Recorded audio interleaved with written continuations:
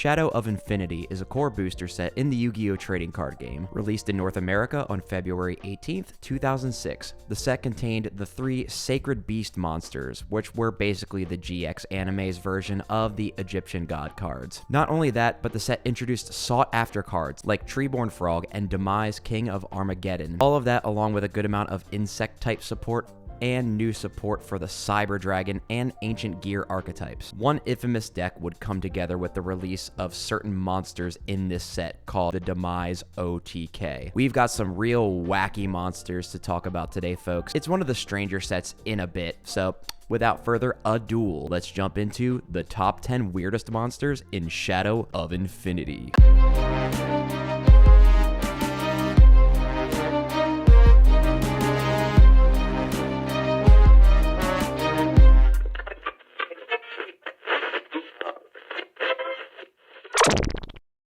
And up first on the list at number 10 is Elemental Hero Neo Bubbleman. Elemental Hero Neo Bubbleman is a water level 4 warrior effect monster with 800 attack and 1200 defense, whose effect reads, this card cannot be normal summoned or set. This card cannot be special summoned except by sending an Elemental Hero Bubbleman you control and Metamorphosis in your hand to the graveyard. This card's name is treated as Elemental Hero Bubbleman while it is face up on the field. Destroy an opponent's monster that battles this card at the end of the damage step. Now, if you know the Elemental Hero archetype, you know that this guy isn't really that weird comparatively. He's just a retrain of the vanilla hero monster called Elemental Hero Bubbleman. But what gives it a spot on this list, even if it's at the lowest spot, is its summoning condition. You see, if you want to properly summon this moist man, you need to be able to play a little card called Metamorphosis. Anyone who knows the game's Forbidden and Limited list knows that that particular spell is absolutely banned from competitive play. So, in essence, Neo Bubbleman is pseudo-banned as well. Not that you can't get it out with cards like a Wild Monster appears, but being such a terrible card, even back in the day, it's not worth your deck space anyway. Other than that, he's a pretty standard E-hero monster, so the bottom of the list, he shall reside. And up next at number 9 is Beelze Frog. Beelze Frog is a water level 3 aqua effect monster with 1200 attack and 800 defense, whose simple effect says, this card gains 300 attack for each tadpole in your graveyard. I'm conflicted on this guy here. On one hand, he's got a cute face, but on the other, he's basically a demon who probably wants my soul for his own sick pleasures. I don't know, but seeing a frog monster in Yu-Gi-Oh! Being demonic gives me a strange feeling, like I'm seeing something I'm not supposed to. His design is very sick. I love the color scheme as well as the patterns on his body. Really only on this list for being a demonic frog, also named after Beelzebub. It's just time to move on now. And at our number 8 spot on the list is DD Guide. DD Guide is a dark level 4 warrior effect monster with 1400 attack and 1000 defense with this effect. When this card is normal summoned, give control of it to your opponent. During each player's end phase, your opponent selects one card from the graveyard of this card's controller and removes it from play. Where the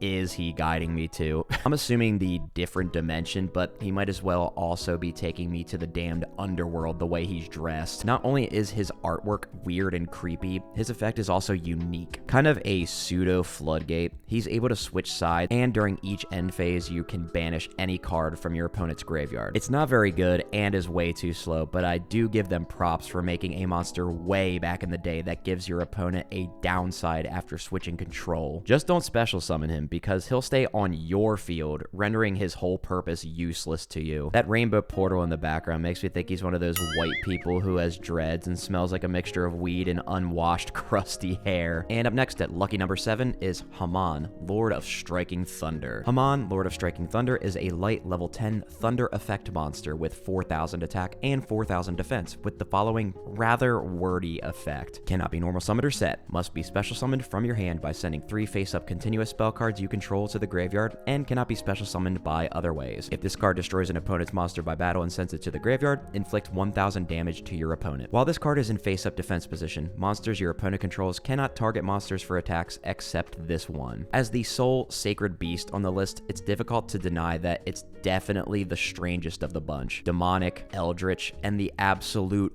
aura it gives off really solidifies it in my eyes. I used to play a burn strategy with this card whenever I would use it in a video game, since a lot of those cards in the deck like Wave Motion Cannon and Dark Room of Nightmare were continuous spells, which facilitated its summoning condition, as well as him having a pretty decent burn effect to boot. Not only that, but he's a floodgate while in defense position, so he's basically Baguska if you're squint really hard. Back in the day, before the Egyptian god cards were released in the TCG, my brother and I had acquired all 3 of these sacred beast monsters, so I have a bit of nostalgia for them all. It sucks that the only competitive legacy these guys have is in their support cards, which facilitated a hated deck of mine, a-DUEL. But I'll save that hate for a future video where I list some more of my most despised decks to play against. And at our number 6 spot on the list is D3S Frog. D3S Frog is a water level 8 aqua fusion effect monster with 2500 attack and 2000 defense, which requires Des Frog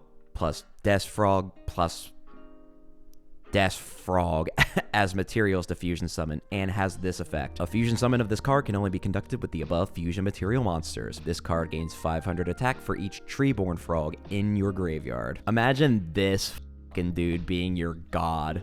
Jabba the Hutt looking motherfucker. I don't think I have to explain why he's one of the strangest monsters in the set. Besides the artwork, his name is also wacky as hell. D3S Frog. Like, I get that it's a pun about being 3 Des Frogs combined, but it's still bizarre. It's really not a good card anyway, since he's pretty much just a beat stick. Guys, I just know he be moving like the damn King Zora in Ocarina of Time. About halfway through our list, at number 5 is Parasitic Ticky. Parasitic Ticky is an Earth level 1 insect effect monster with unknown attack and unknown defense, whose effect says, the attack and defense of this card are equal to the number of tokens on the field times 500. Why Konami be making names like they're 2 years old or something? Parasitic Ticky.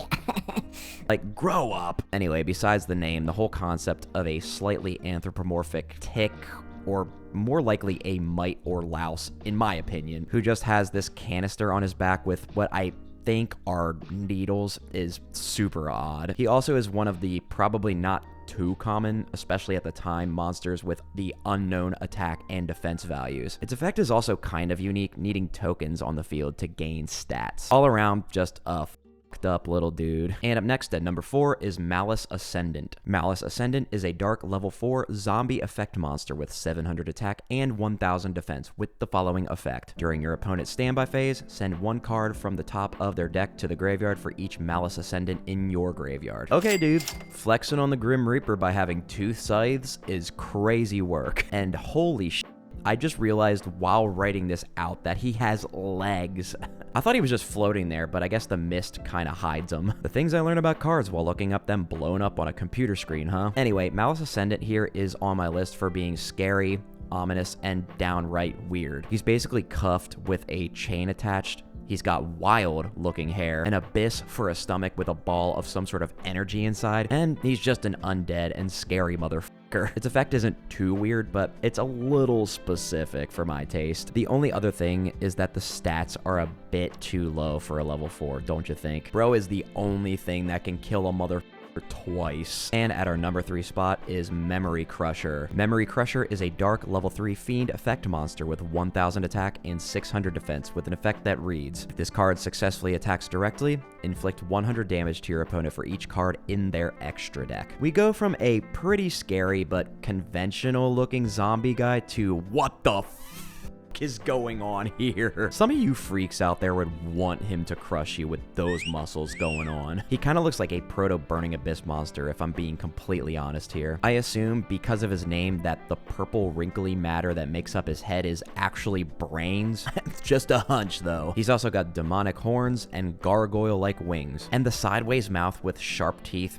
Forget about it. He's the perfect candidate for weird monsters. Not only are his looks something not even a mother could love, but his effect is also something I've never really seen before, inflicting effect damage based on the number of extra deck cards. But we still have 2 more monsters to get weirded out by, so let's jump into the next one. And the runner-up spot on this list is number 2, Grass Phantom. Grass Phantom is a water level 3 plant effect monster with 1000 attack and 1000 defense, whose effect says, this card gains 500 attack for each Grass Phantom in your graveyard. Dude, his face looks like he's on more than just grass, you know what I'm saying?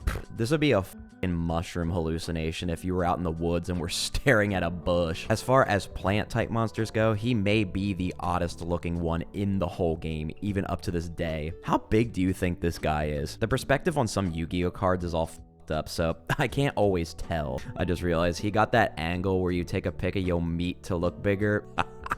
Like from below. Yo, can you relate, fellas? F the I say on this channel sometimes. If you for some reason like this type of humor, make sure to subscribe and hit that bell, or this guy will be at the foot of your bed tonight. And the winner of the weirdest monster in Shadow of Infinity goes to Anteater Eating Ant. Anteater Eating Ant is an Earth level 5 insect effect monster with 2000 attack and 500 defense with the following effect. This card cannot be normal summoned or set.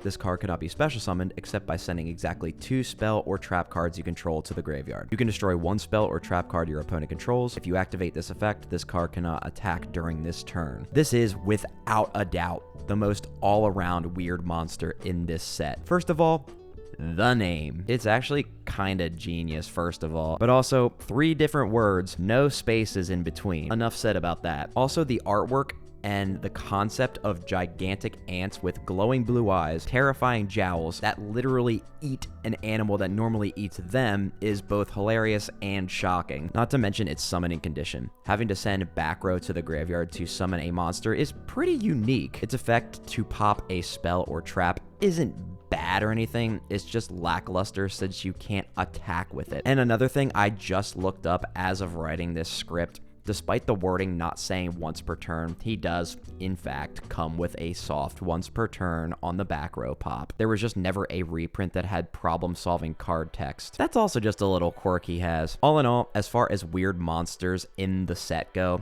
Anteater Eating Ant is ready to f***ing ball. Hey, I promised a bunch of weirdos in today's video, and I hope I delivered. I mean, I do deliver as my day job, but that's beside the point. Anyway, that's it for my time, guys. Remember to like the video, subscribe if you're new here to become a scrubscriber, as well as becoming a channel member if you can afford it, of course. And let me know in the comments what monsters in Shadow of Infinity you think are the weirdest. Now, before I go, I know I haven't uploaded in quite a while, so I'm just really glad to be making it for you guys again. I'd love to be consistent, but you know, I don't have any excuses here. Just a combination of life getting in the way, moving into a new place, and a magical superpower my brain has given me called procrastination. God, you can tell I'm a younger millennial because of the fucking SpongeBob reference I just did there. Hopefully I'll get a rhythm going again here at some point. But before I ramble on any longer, I will see you guys